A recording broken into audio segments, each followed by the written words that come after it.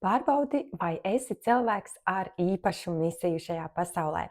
Saskaiti visus ciparus savā dzimšanas dienas skaitlī. Diena plus mēnesis plus gads. Ņemsim manu piemēru. Esmu dzimusi 4. maijā 85. gadā. Tātad 4 plus 5 plus 1 plus 9 plus 8 plus 5 kopā sanāk 30. Šādi viegli var izskaitļot savu un savu tuvinieku skaitli.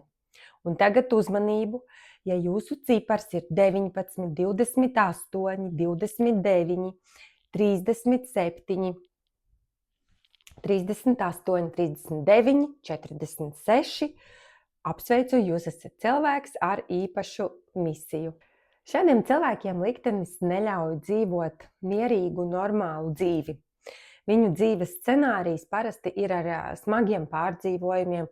Tā var būt grūta bērnība, izaicinājumi, visādas augšupējas, lejupslīdes, emocionālas šūpoles, kaut kādas galējības dzīvē, pat pašnāvnieciskām domām, kamēr viņi nebūs atraduši savu īsto aicinājumu šajā dzīvē.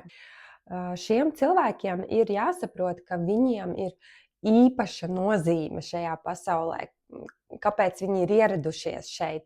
Un tas ir tāpēc, lai mainītu pasaules procesus.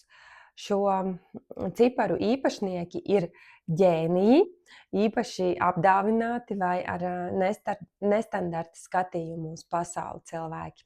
Tad, ja jums ir kāds no šiem cipariem, tad jūs nedrīkstat būt pelēkas peles. Šādiem cilvēkiem ir obligāti jāizceļas, un parasti šādus cilvēkus ievēro, viņus atcerās. Varbūt tā, ka cilvēks pat neuzvedās kaut kā tur ekstravaganti vai uzmanību piesaistoši, bet tāpat viņu pamana un viņš izraisa interesi un paliek atmiņā, jo viņam ir īpaša aura un īpašs starojums un kaut kāda savdabīga enerģētika. Šim cilvēkam bieži nākas dzirdēt, jā, es tevi atceros, pat ja tas varbūt bijis pirms daudziem gadiem, kad tikās. Bieži vien šo cilvēku dzīve piespiež iziet redzamībā, lai gan viņiem pašiem to nemaz negribās bieži vien.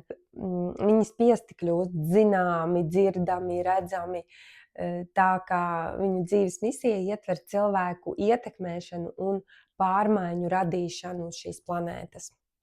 Nav obligāti jābūt pasaules slavenam, bet vismaz savā vidē, savā nozarē ievērotam speciālistam.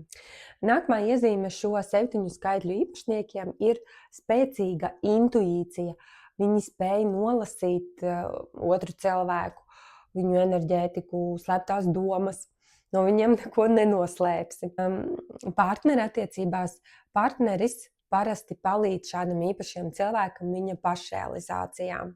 Viņam sūta tādu atbalstu. Ja tavs vīrs vai sieva ir ar šo skaitli, tad tavs uzdevums ir viņu atbrīvot no ikdienas pienākumiem, no rūpēm un atbalstīt viņa vai viņas profesionālo darbību, lai viņš vai viņa maksimāli spēj atvērt savas spējas un nest gaismu šajā pasaulē.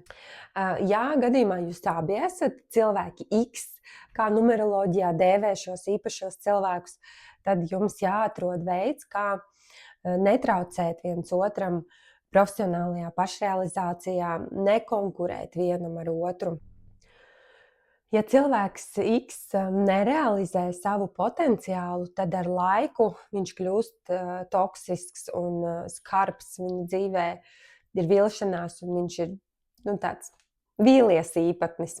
Cilvēks noslēdzas un var iegrimt dziļā depresijā un beigās vispār var nojūgties. Tagad par katru no šiem cipariem atsevišķi. Ja tavs cipars ir 19, tad tava misija ir kaut ko radīt materiālajā līmenī. Tas var būt dizains, arhitektūra, būvniecība, kulinārija, jebkā ražošana. Ir svarīgi daudz komunicēt un būt uzmanības centrā. Skaitļi 28 vai 37. Tavs uzdevums ir attīstīties caur jaunu ideju kultivēšanu. Ir svarīgi ieklausīties savās idejās un tās realizēt. Tev ir jādod ierosme kādam procesam, jāģenerē kaut kas jauns. Tā var būt jebkura joma. Lielākais klupšanas akmens ir doma, ka tu neesi pietiekami labs, lai realizētu šīs grandiozās idejas, kas tev ir prātā.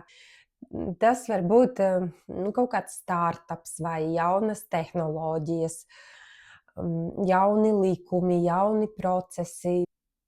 Jebkas, kas vēl nav bijis šajā pasaulē. Ir jākontrolē arī savs perfekcionisms, jo tas var apslāpēt traku ideju realizāciju. Un vēl, ja tu neattīstīsies profesionāli, tad cieši personīgā dzīve, neveic attiecībās. Tāpēc seko savam aicinājumam un tici sev, ej uz priekšu un dari.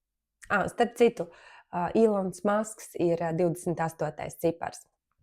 Tālāk, ja tavs cipars ir 29 vai 38, tev jābūt skolotājam.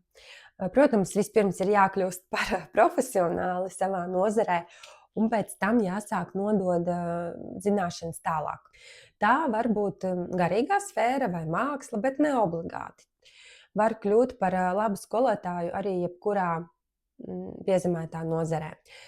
Šiem cipariem ir svarīgi koncentrēties uz draugu loka nodibināšanu un jāizvairās no heiteriem.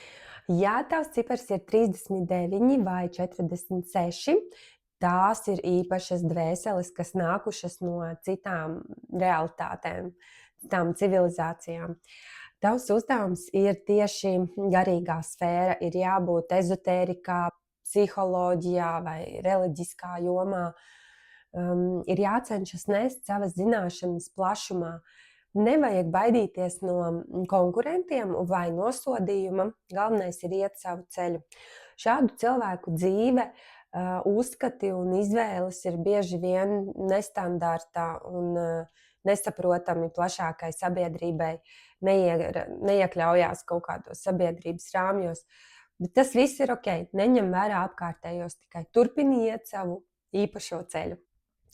Lūk, droši ieraksti komentāros, ja pats esi cilvēks X vai pazīsti kādu, un vai viņa dzīve tiešām ir nestandarta, dramatiska vai ar netipiskiem lēmumiem.